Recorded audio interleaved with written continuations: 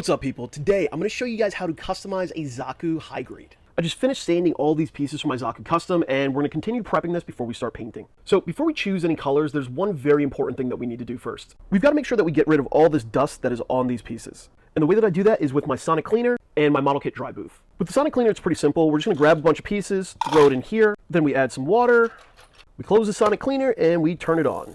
And now all the pieces are cleaned and put on their alligator clips, so it's time to go into the dry booth.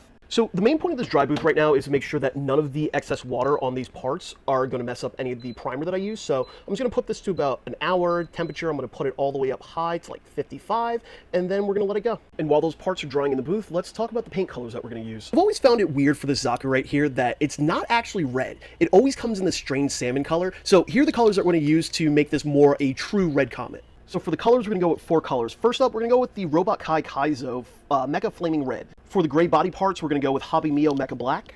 For the chest and the waist, we're going to go with Kaizo Red 4. And for the inner frame, we're going to go with Star Bright Iron from Gaia Colors. And now for the primers, I'm going to use yellow primer for the red parts, and then for anything that's dark and the metallic color that I'm using, I'm going to use just gray primer right here. I'm using the yellow because it's going to look a lot better for the red. It'll make it pop a little bit more than a gray would.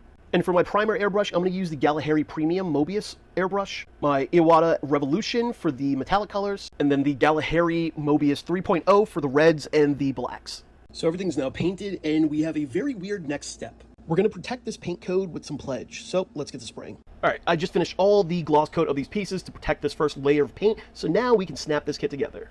And here it is, all snapped together, but now we need to add some decals. And now it's time to find the right decals in my massive book of decals.